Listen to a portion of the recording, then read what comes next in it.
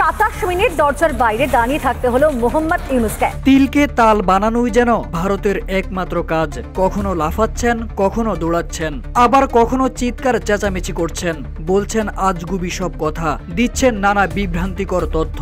অসংখ্য উদ্ভট কথা ও গুজবের জন্ম দিয়ে চলেছেন ভারতীয় টেলিভিশন চ্যানেল রিপাবলিক বাংলার সিনিয়র এডিটর ময়ূখ রঞ্জন ঘোষ। মোহাম্মদ ইউনূস চালাতে পারছেন না, বাংলাদেশকে পুরো বেচে দেবে আমেরিকার হাতে। এবার তাকেই অনুসরণ করে রিপাবলিক বাংলার অন্য সাংবাদিকরাও একই পথে হাঁটছেন। বাংলাদেশকে নিয়ে ছড়াচ্ছে নানা ধরনের প্রোপাগান্ডা। অবশেষে ডক্টর মোহাম্মদ ইউনূসকেও বাদ রাখেননি এই সাংবাদিকরা। এর আগে বলেছে থাকবে না আর ইউনূস সরকার, সাবধান হন বাংলাদেশিরা, ইউনূস হাঁস মুরগির মতো বাংলাদেশকে বেচে দিচ্ছে।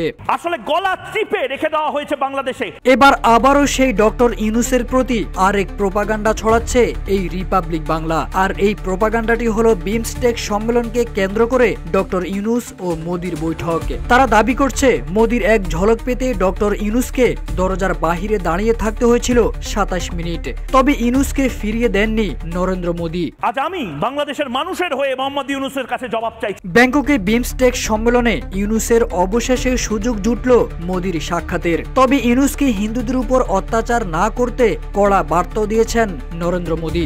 এমন সব উদ্ভট দাবি করে আসছে ভারতের গুজব মিডিয়া রিপাবলিক বাংলা। অথচ ইউনূস মোদির বৈঠকের আগ মুহূর্তের ভিডিও দেখলে মনে হবে তাদের এই দাবি পুরোটাই উল্টো।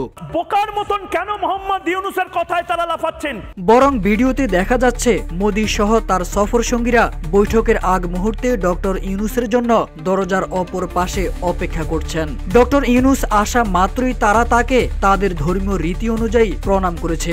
আর এই ভিডিওটি রিপাবলিক বাংলাই প্রচার করেছে তাদের চ্যানেলে। এখন প্রশ্ন হলো মোদির এই ভারত কিভাবে চাক্ষুষ প্রমাণ থাকা সত্ত্বেও এমন গুজব ও মিথ্যা তথ্য বলে বেড়াচ্ছে? বাংলাদেশিরা জবাব চায়, রাতে মাওয়া যেতে কেন নিষেধাজ্ঞা জারি হয়েছে?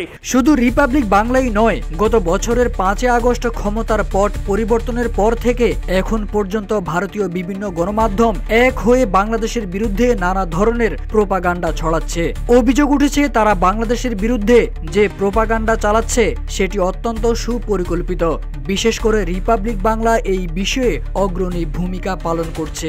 বিদেশি সংস্থা কেন এড়িয়ে যাচ্ছে বাংলাদেশ? তারেক আজিজ খান, রূপালী বাংলাদেশ।